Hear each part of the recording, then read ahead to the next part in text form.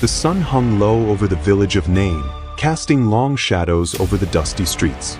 The air was thick with mourning, the sound of wailing rising like a broken melody through the town. At the center of it all was a widow, her face streaked with tears, her body racked with silent sobs. She walked slowly behind a wooden stretcher carrying the lifeless body of her only son. She had already buried her husband. He had been taken too soon, leaving her to fend for herself. Now her son was gone too. Her last hope, her last joy, her last reason to keep going, stolen by death. The villagers walked with her, sharing in her grief, whispering among themselves. She has lost everything. Who will care for her now? There is no one left. They carried the stretcher through the village gates, toward the burial site outside the town. The dust swirled around their feet as they moved in a solemn procession.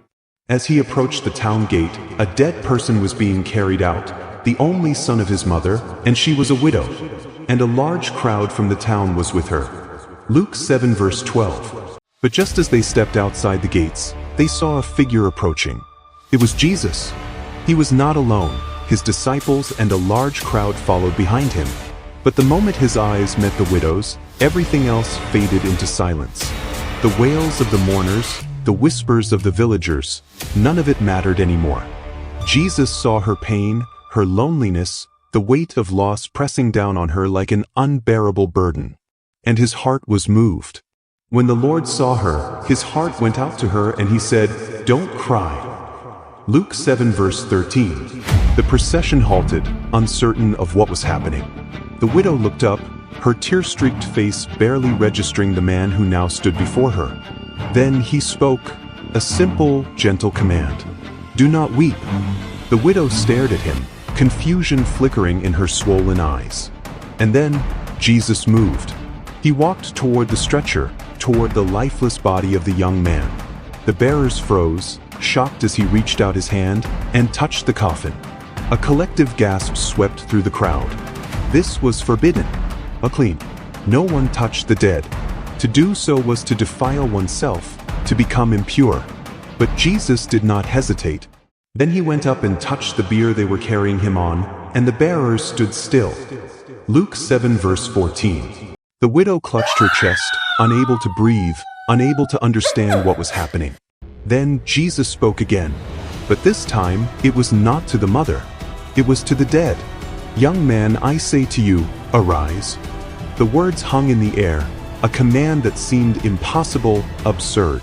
And then, a breath, a shudder, a movement.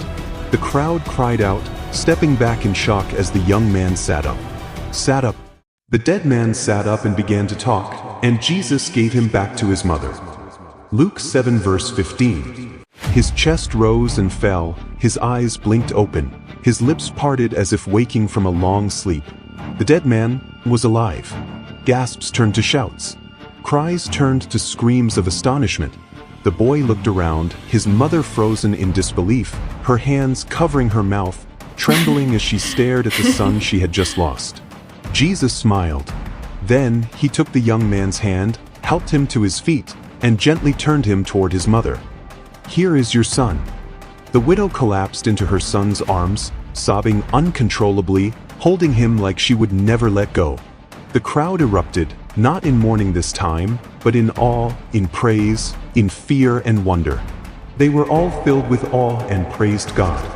"A great prophet has appeared among us," they said. "God has come to help his people." And this news about Jesus spread throughout Judea and the surrounding country. Luke 7 verses 16 to 17. The news spread like wildfire across the land. People rushed to tell their families, their neighbors, anyone who would listen. Life had returned where there had been only death. But through it all, the widow and her son clung to each other, as if afraid this moment was just a dream.